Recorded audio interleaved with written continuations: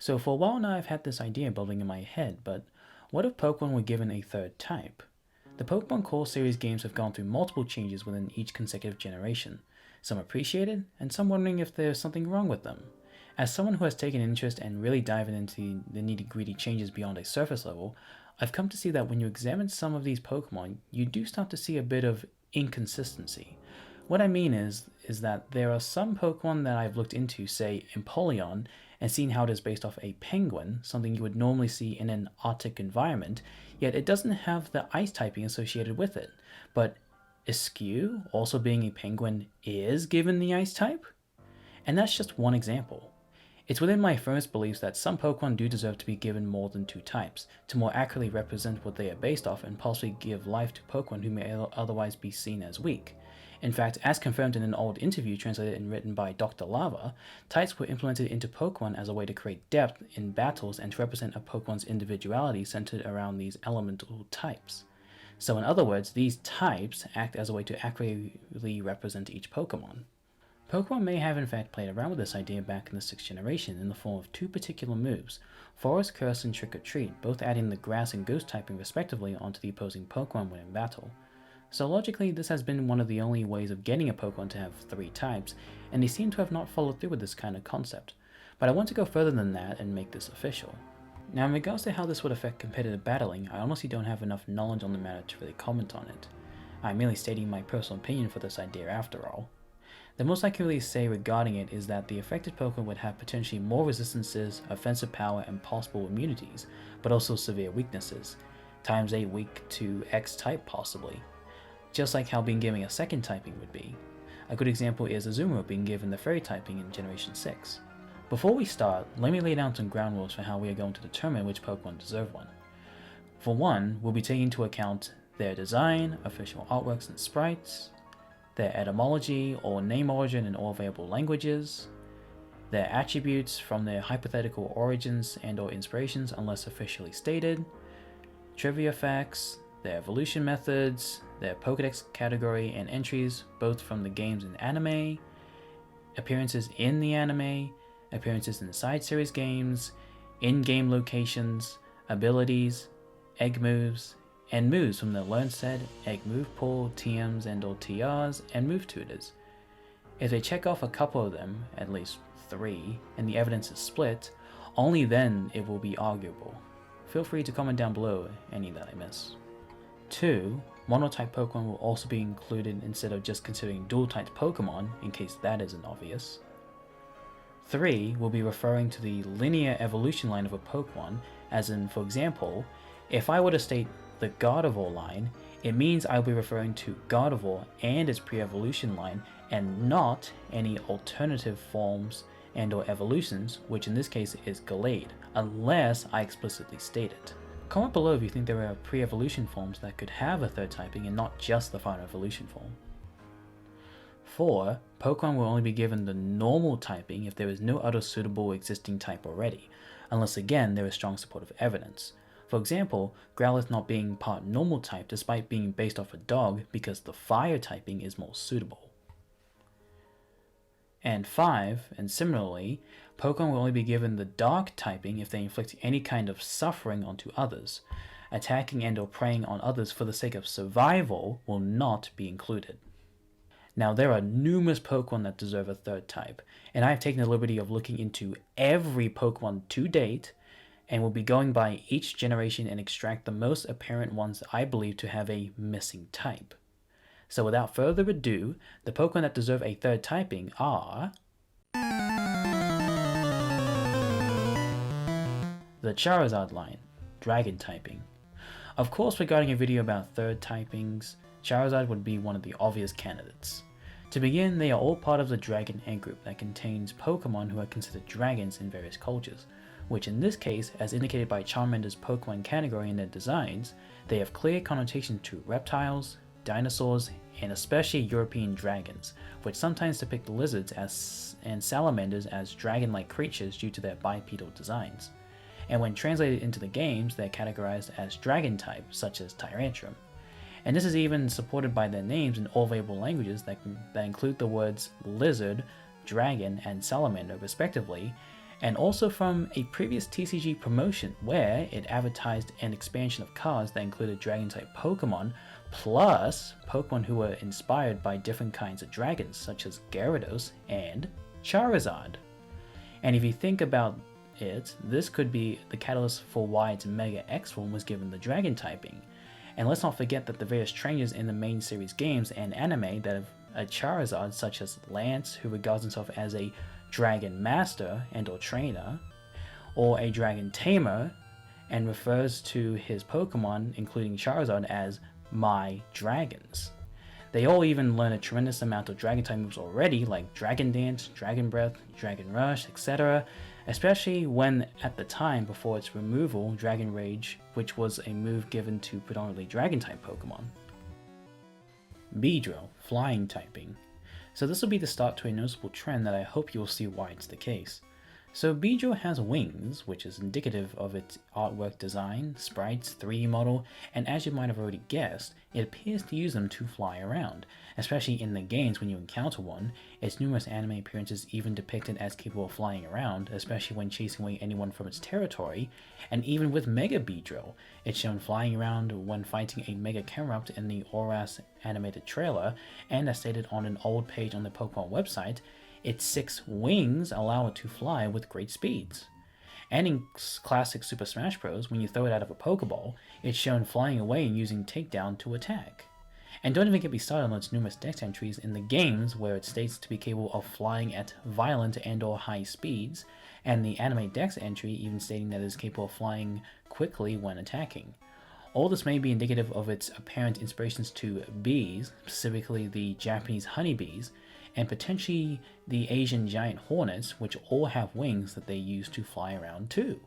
And this is supported by its name in all available languages that contain the word bee, and this is despite the fact that in the past it could learn a fair amount of flying type moves. Needlequeen and Nidoking, Fighting typing. To explain this one, I am mostly leaning on the fact that these two possess tremendous physical strength, which is a characteristic of other fighting type Pokemon like Machamp, Hariyama, and Pangoro to name a few. This is reflected in their dex entries both in the games and anime where with Nidoking, its thick tail is so powerful that it can crush bones, snap telephone poles, and topple down metal transmission towers like nothing. And its steel-like and sturdy hide contribute to its powerful tackles. And also expressing how it is proud of its own strength, illustrating that it has a sort of fighting spirit, just like other Pokemon who seek to test their strength against others like Keldeo and Thor. And with Nidoqueen, it's described as having a hefty bulk and using it to send opponents flying and being able to produce fierce strength when protecting its offsprings. This is even supported by the anime dex entries for each of them expressing similar points. Both Pokemon even have access to the ability Shear Force, which reflects their physical prowess, which Shear referred to as a force that can cut through an object under strain.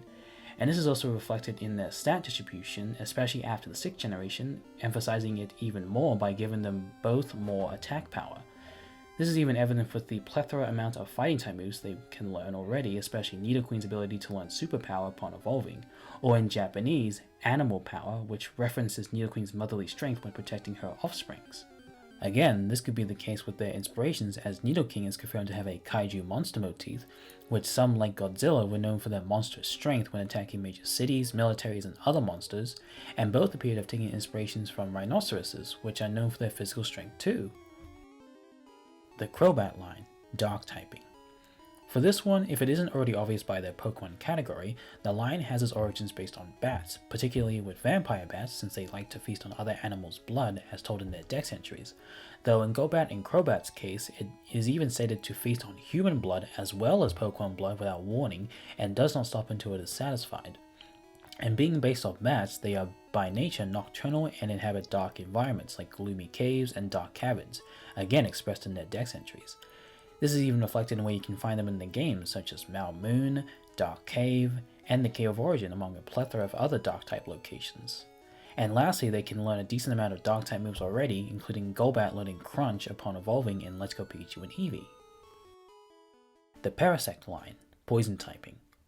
So I could have chosen from Ghost, Water, or Dark, but ultimately, as is the case with other Poison-type Pokemon, their Pokédex entries in the anime and main series games state numerous times, particularly with Parasect, how it can scatter poisonous spores when attacking, which is probably the reason why it has the Effect Spore ability. Considering that it references the mushrooms on its back as Tortucatsaur, a real-life fungus, also known as, forgive me, Ophiocordyceps sinensis, commonly known as caterpillar fungus. This is likely derived from the fact that they are actually known to be toxic and have disastrous effects on other insects. This could explain why it can learn a fair amount of poison-type moves already, including cross-poison and various other spore moves. Venomoth, flying typing. So same case as Beedrill, Venomoth clearly has wings as depicted in its 2D sprites, 3D models, and official artworks. And in case of the slim chance you doubt me, its dex entries from the games, adventures, manga, and anime confirm those appendages on its back to be wings. Never mind the fact that in numerous anime episodes and movies it's clearly shown flying in the air. Its dex entries even mention it flying around with its wings at night in search of prey. This could stem from its inspirations of moths, likely the swallowtail moth, that are capable of flying. Even its Pokemon category and its name etymology in all available languages, particularly with the French and Korean names, support this idea by containing the words for air and fly respectively. And to top it all off, it even learns a decent amount of flying type moves already, including Gust, a flying type move, upon evolving. Poliwrath, ground typing. Okay, so let me break down why I chose this. For one, Poliwrath's Pokédex entries state how it prefers to live on land, particularly dry land, instead of the water, even though, ironically, in the main series games, the majority of the time it can be found through fishing. However, in locations such as the Brawler's Cave, it can be seen on land wandering. Plus, this is even reflected in its egg group being Water 1 that mostly contains terrestrial water-type Pokemon. 2, its origins back the statement up as well, being based on glass frogs who are arboreal and like to live on land, in trees specifically. And 3, it can surprisingly learn a lot of ground type moves despite not being one, so that's why. The Galarian Slowpoke line, water typing. To put it simply, their regional forms don't significantly change them like Galarian Rapidash for example, and still retains that association to water despite being a regional form. For instance, they still retain their aquatic hermit crab and or otter inspirations as indicated by their Japanese names, and in Slowbro and Slowking's case, they share connections to the magical sea demon Sazai Oni from Japanese folklore upon evolving, as in they still like to inhabit places containing water such as seashores and riverbanks confirmed by the official Pokemon website, in the anime, in the animated miniseries Pokemon Twilight Wings blatantly, and even in the games such as Challenge Beach, Frigid Sea, and Balamia Lake to name a few. Not to mention they also even retain their connection to the Water 1 egg group, in addition to all of them still retaining the ability to learn an abundance of water type moves, including ones like Surf and Whirlpool. The Gengar line, dark typing. So there are many, and I mean many, connotations to the Gengar line inflicting some sort of suffering onto others. First of all, the Pokédex entries really like depicting how sadistic and mischievous they are. With Ghastly, it has been described as being highly dangerous as it tends to envelop its prey without warning and put them to sleep, cause suffocation, or instant fainting from its poisonous gases. And in Super Smash Bros. On the 3DS and Wii U, it is depicted as an enemy and able to move at high speeds when chasing opponents. Just like Gengar, it joyfully plays pranks on people by pretending to be their shadow and joyfully laughing when they are in terror, as expressing by its Pokédex entry, anime appearances, and in Ghastly's English name etymology containing the word ghastly, which is defined as causing great horror or fear. This behavior may be inspired by the atmospheric ghost light, the will-o'-the-wisp, from European folklore where in some depictions they are referred to as an evil light, a sinister or a mischievous spirit that misguides travelers, which is backed up by German folklore that reference it as a mischievous force of nature, or potentially it may draw inspiration from the Onibi from Japanese folklore, which in one illustration written in the Edo period described it as capable of sucking out the spirit of humans, which draws parallels to the behaviors of them all. With Haunter, it willingly stalks its prey in moonless nights, whether that be Pokemon or people, and beckons them to get close enough so that it can lick them with its gaseous tongue in order to sap away their life energy, which can lead them to gradually die or potentially inflict curses onto them. This has led it to be regarded as a, quote, dangerous, malevolent, and frightful Pokemon. And let's not forget that there was that notable ancient evil and destructive giant haunter in the Electric Tail of Pikachu, known as the Black Fog, where it outright terrorized the people of Saffron City and using its Dream Eater attack to kill both people and Pokemon by stealing their souls, which happened to Sabrina's Pokemon. And even in side series games like Pokemon Mystery Dungeon Explorers of Sky, Haunter is even depicted as the main antagonist in one of the 3 special episodes. Haunter and consequently Gengar's mischievous behavior may draw parallels to the Cheshire Cat from Alice in Wonderland, as specifically it too is known for being mischievous and misguiding to others at times, and for Haunter it may be based on the Dealer, an evil spirit from Philippine mythology, who is known for licking their sick prey and thus draining their life force until they died. With Gengar, it delightfully casts curse onto others, steals the life force of their prey by outright stalking them, hiding in or even possessing their shadow or dark environments, and in one instance, blatantly taking the life of other humans.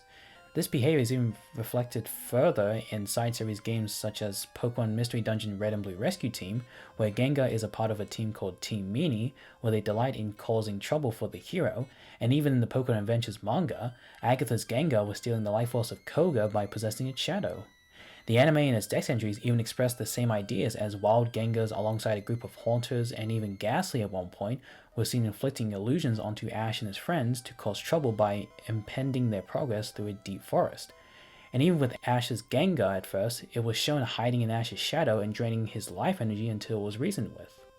For Mega Gengar and Gigantamax Gengar, these attributes are still retained, as it seemingly develops a vicious nature by trying to take the life of anyone who stands in its way, inflicting curses onto its own trainer, and also intentionally going after opponents it perceives as prey due to its relationships, connections, and bonds being warped by Mega Evolution, while its Gigantamax form consciously lays traps in the hopes of stealing the lives of those it catches in order to, in other words, kill them.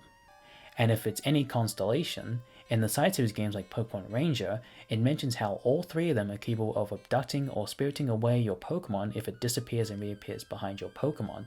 And in Pokepark Wonders Beyond, Gengar's attitude is portrayed as someone who commonly says spiteful things to others. Gengar in particular may draw connotations to shadow people, a paranormal/supernatural perception that some interpretations believe to be evil, menacing, or harmful spirits, which is supported by his name etymology containing the word doppelganger. And finally, they can all learn a fair amount of Dark-type moves already.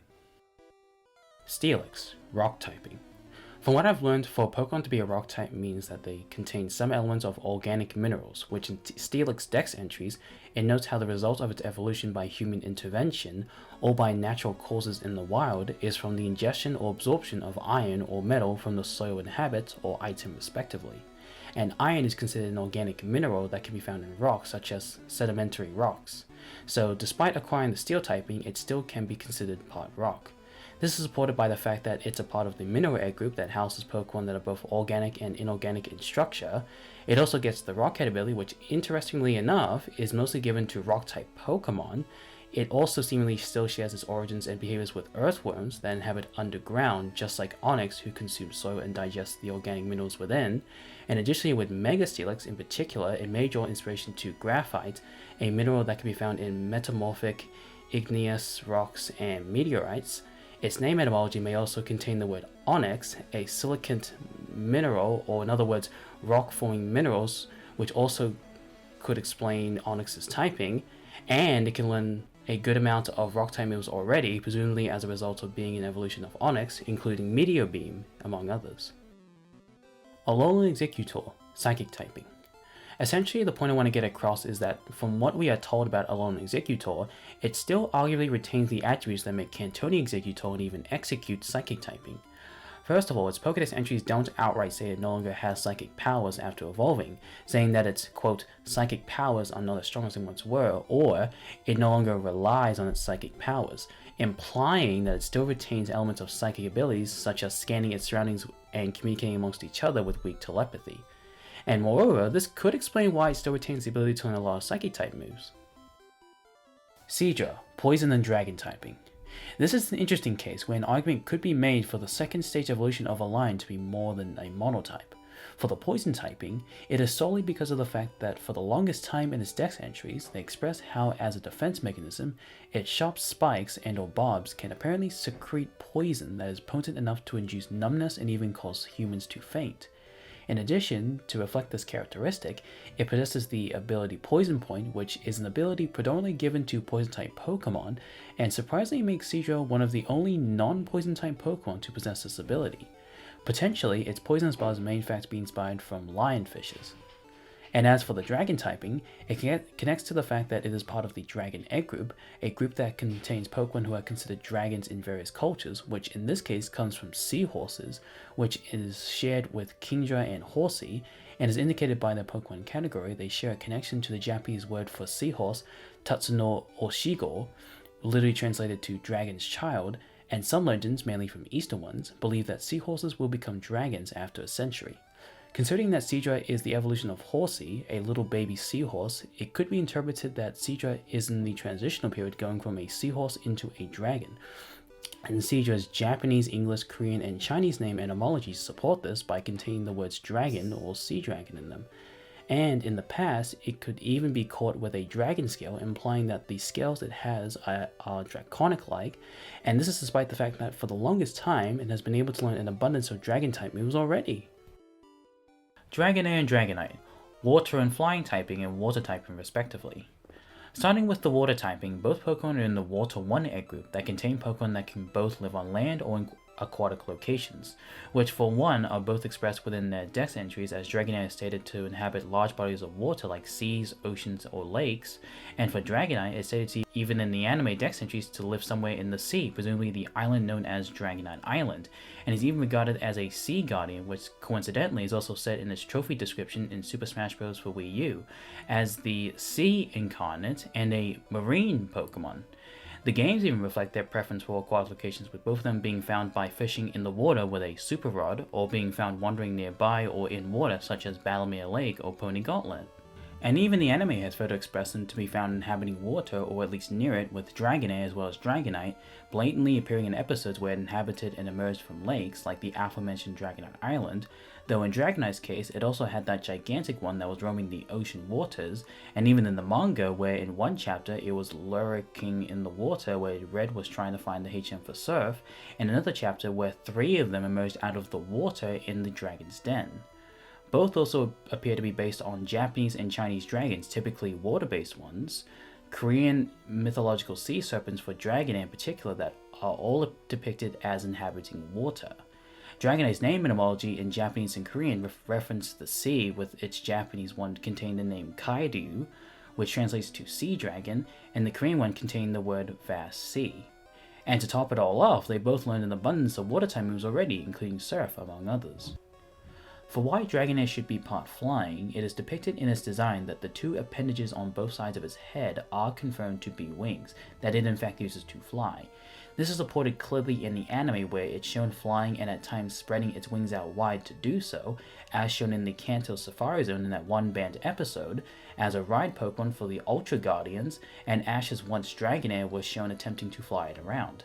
Within this dex entries, Dragonair is said to possess the ability to fly as a result of its crystalline orb, and apparently despite the fact that it doesn't have wings, though this could be in reference to common depictions of Chinese dragons that are wingless yet still have the ability to fly.